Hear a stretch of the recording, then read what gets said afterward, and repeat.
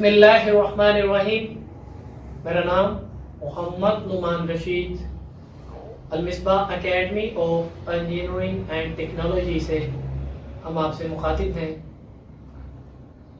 जैसा कि हमने अपने पहले 2 इंट्रोडक्शन लेक्चर दिए जो combined first year, second year, third year और ई कैट के स्टूडेंट्स के लिए थे, उनमें हमने आपको बताया कि हम एक ई लर्निंग प्रोग्राम स्टार्ट करने जा रहे हैं अपने तमाम स्टूडेंट्स के लिए, ख्वाह वो किसी भी क्लास से ताल्लुक़ रखते हों और किसी भी टेक्नोलॉजी से ताल्लुक़ रखते हों, ख्वाह वो पंजाब या पाकिस्तान के किसी भी जीसीटी या टेक्निकल प्राइवेट कॉलेज में पढ़ते हो।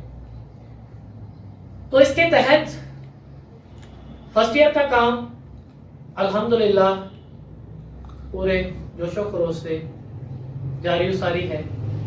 सेकंड ईयर का काम भी आज अल्हम्दुलिल्लाह हम शुरू करने जा रहे हैं।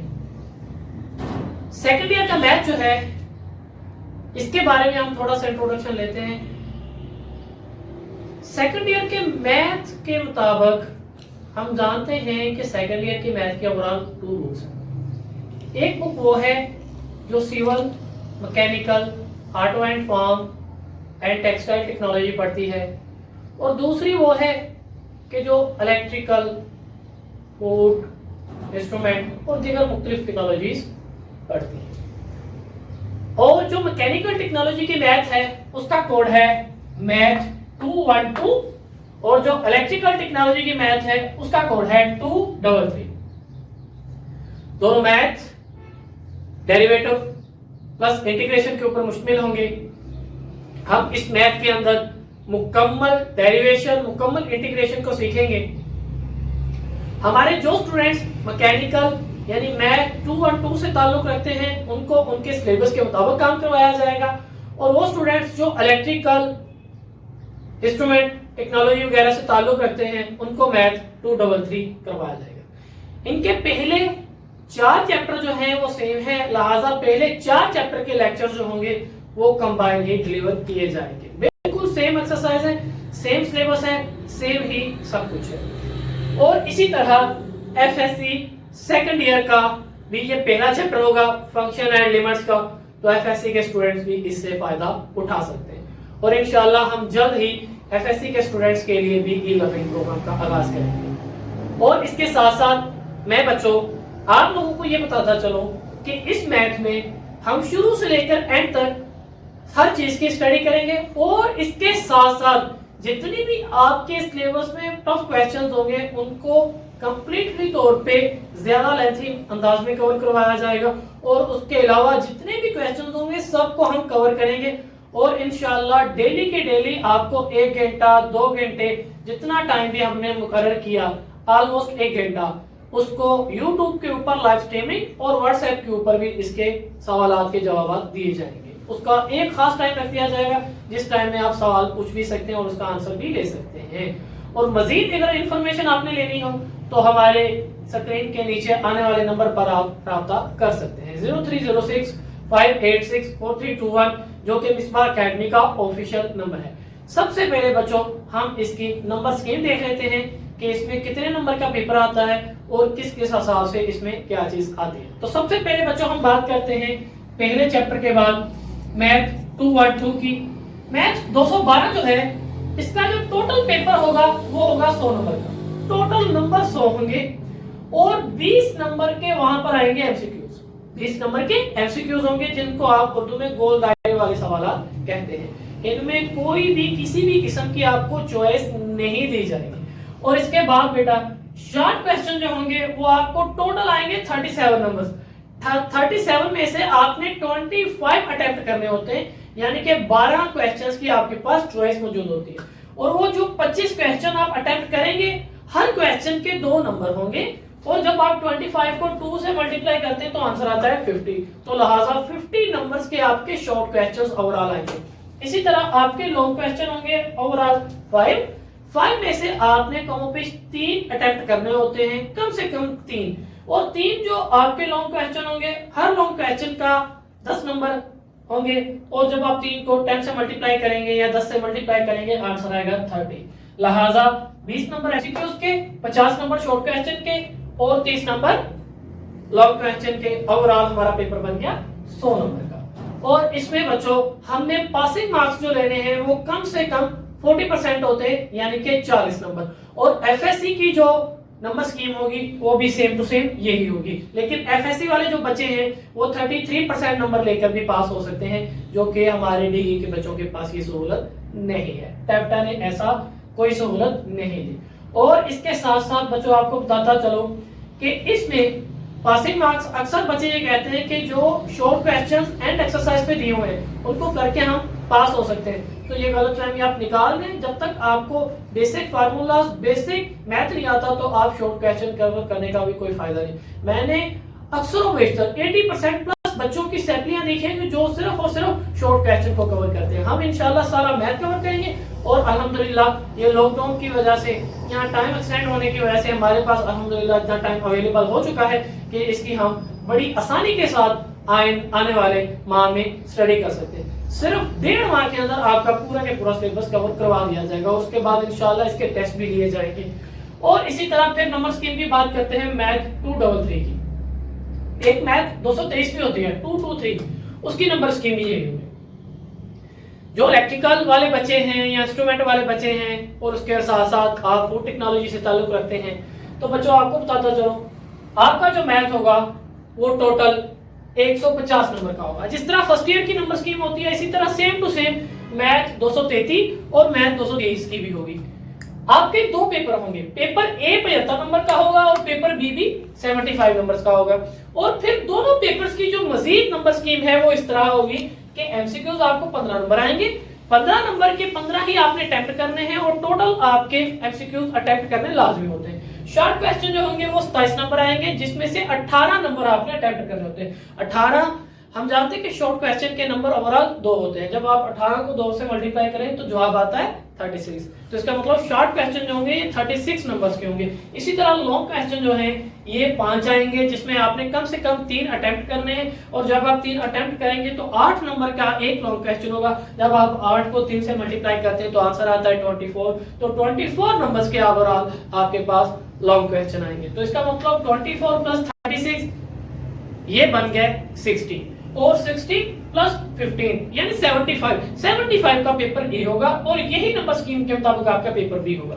जैसा कि हम पहले ही ये चीज पता कर चुके हैं कि टेप्टा जो है ये ओवरऑल 40% वाले बच्चों को पास करता है। लिहाजा 150 में से जो बच्चा 60 नंबर गेट करेगा वही पास होगा।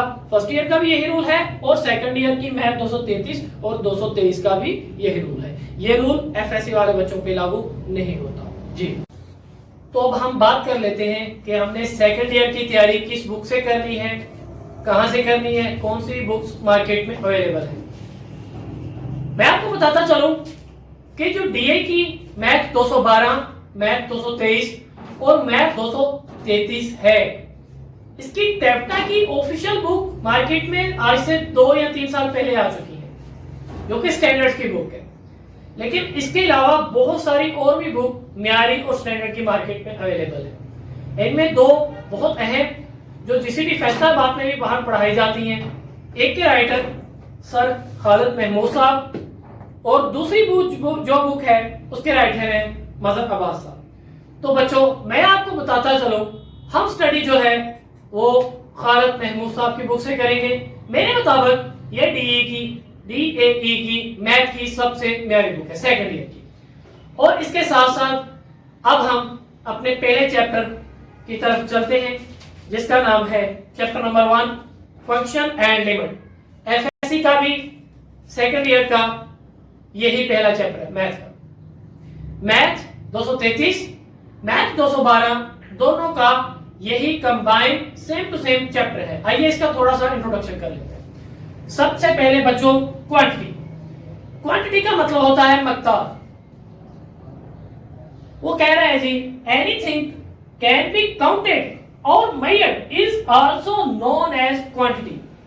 हर वो चीज कि जिसको हम गिन सकें या मेजर कर सकें या जिसे माप सकें उसको हम क्वांटिटी कहते हैं या मकदार कहते हैं।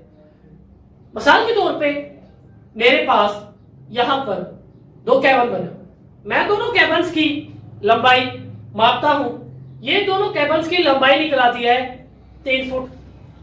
तो जो चीज मैंने मापी है, अब ये चीज इसकी मकदार बन गई। इसी तरह मेरे पास यहां पर कोई चीज पड़ी, फर्ज कर ले मेरे पास यहां पर चीनी यानी कि शुगर पड़ी हुई है, मुझे नहीं पता वो शुगर कितनी है। मैं उसको क्या करता हूं, एक बाट में रख के, एक तराजू में रख के तोलना शुरू कर देता हूं। उसकी जो मेजरमेंट है बच्चों वो निकल आती है 5 kg। तो मैं कहूंगा कि इस चीनी का वजन जो है या मास जो है वो 5 किलोग्राम है। इसका मतलब यह हुआ कि किसी चीज को काउंट भी किया जा सकता है और मेजर भी किया जा सकता है, मापा भी जा सकता है और गिना भी जा सकता है। मिसाल के तौर पे अगर हम इस क्लासरूम में देखें तो यहाँ पर पीछे 6 चेयर्स लगी हुई है। मैं गिनना शुरू करता हूँ 1 2 3 4 5 6। अब जो 6 मैंने यहाँ पर की है ये काउंटिंग है, इसको मैंने काउंट किया है यानी कि गिना है। जो चीज गिनी जाए या मेजर की जाए यानी कि मापी जाए वो क्वांटिटी कहलाती है यानी कि मकदार। मिसाल के तौर पे एक और मिसाल लेते हैं कि हमारे पास एक ट्रेन चलती हुई गुजरती है। एक छोटा बच्चा क्या करता है, ट्रेन के डब्बे गिनना शुरू कर देता है। 15 डब्बों वाली ट्रेन वो गुजरती है, वो कहता है पापा कि इसके 15 डब्बे यहां से निकले। तो इसका मतलब ये हुआ कि बच्चे ने जो काउंटिंग की है वो 15 है। अब ये जो काउंटिंग हुई है ये दरअसल उस ट्रेन की क्वांटिटी है। इसी तरह बच्चों फिर क्वांटिटी की मजीद 2 अकसाम होती है, एक होती है कांस्टेंट क्वांटिटी, दूसरी होती है वेरिएबल क्वांटिटी।